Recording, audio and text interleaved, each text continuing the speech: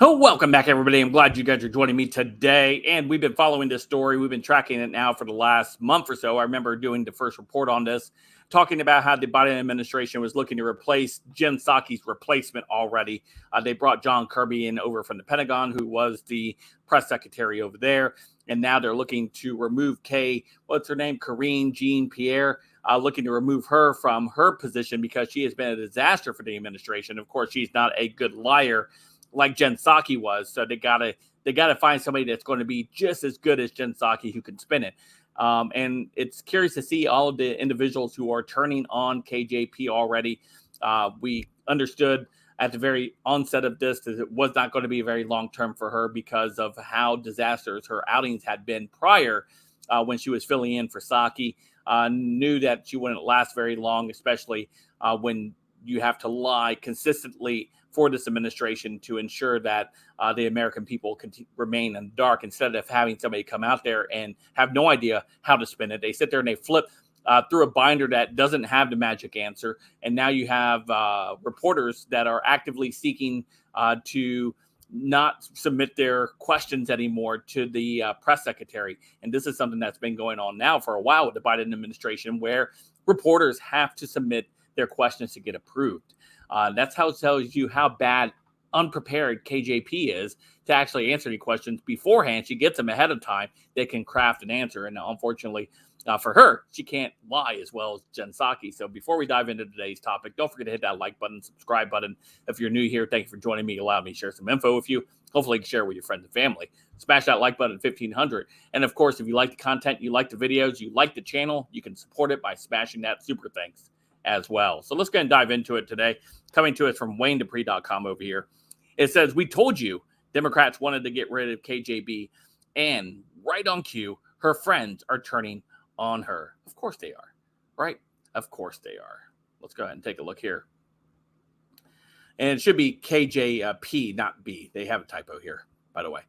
We've been covering, we've been covering this for a while. So let me go ahead and get down here. Okay.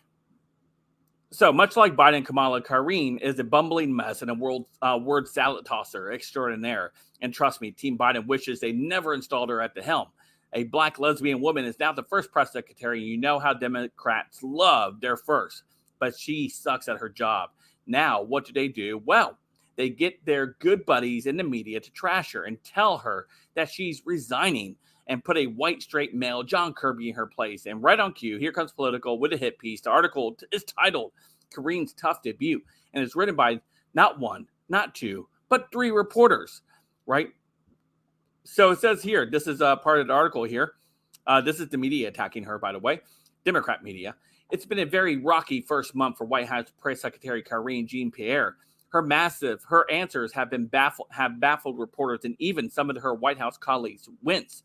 She has increasingly found herself sharing the podium or splitting briefing times with John Kirby, who has been taking the lead on foreign policy and at times appears to function as a co-press secretary. And Republicans have zeroed in on her as a useful punching bag. Jean-Pierre officially took the podium in May, becoming the first Black and openly LGBTWXYZ woman to hold a position long dominated by white men and women. She signed on as the administration's face a national infant formula shortage and the overturning of Roe v. Wade, soaring inflation, high gas prices, the ongoing war in Ukraine, gun violence, and bad poll numbers for the president. Against such a difficult backdrop, she stumbles in several instances and have made her appear unprepared in moments quickly weaponized by the right. She was unaware that the Interior Secretary, Deb Haaland, had tested positive for COVID and didn't know Biden had been with Haaland 2 days before at a Memorial Day event. Oh, were they? She said, to which the reporter pointedly noted pictures on the pair.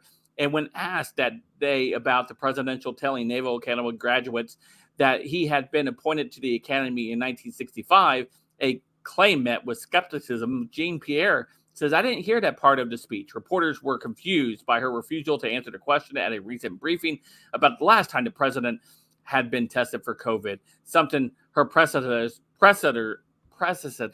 regularly disclosed. He tested negative, senior officials later told NBC. So, of course, this piece goes on to say that reporters behind the scenes are also complaining about her answers to their questions, claiming she's vague and too rigid. It's gotten so bad that reporters are now quietly threatening to not attend her debriefings. So as you can clearly see, we told you they were trying to get rid of KJP. We weren't joking, of course. And of course, I wasn't joking when I talked about that earlier in the month as well. So there you go. The Biden administration getting rid of the first blacks. Lesbo from the administration. That won't bode well for them if they do that. So what I foresee moving forward is the continued split time between John Kirby and KJP.